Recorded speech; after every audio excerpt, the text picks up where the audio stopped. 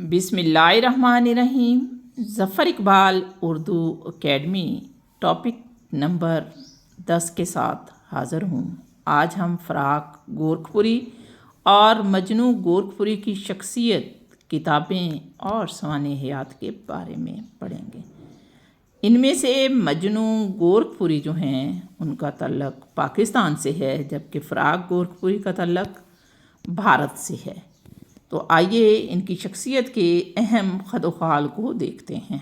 फ़राक गोरखपुरी, इनकी जाए पैदाइश है हिंदुस्तान और इनका असल नाम है रघुपति सहाय। आला पाई के अदीब हैं।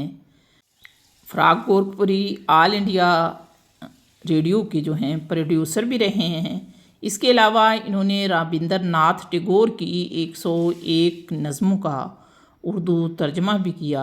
आला पाई के अदीब हैं, शायर हैं।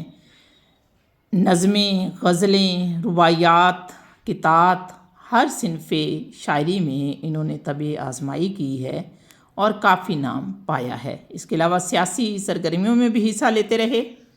हत्ता कि सिविल सर्विस से जो है गांधी जी की जब तहरीक शुरू हुई थी अदम ताउन, उस वक्त इन्होंने इस्तीफ़ा दे दिया था।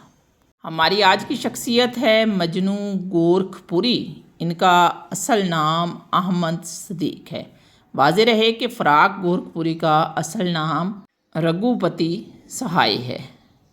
मजनू गोरखपुरी का दौरे हयात बात करें तो ये 1904 में पैदा हुए और 1988 में इनकी वफ़ात हुई। यानी फ़राक गोरखपुरी से काफ़ी बाद इनका दौरे हयात शुरू होता है। मजनू गोरखपुरी की मशहूर तसनीफ़ में तनकीदी हाशिए, तारीख़ जमालियात, अदब और ज़िंदगी, गालिब शख्स और शायर हैं।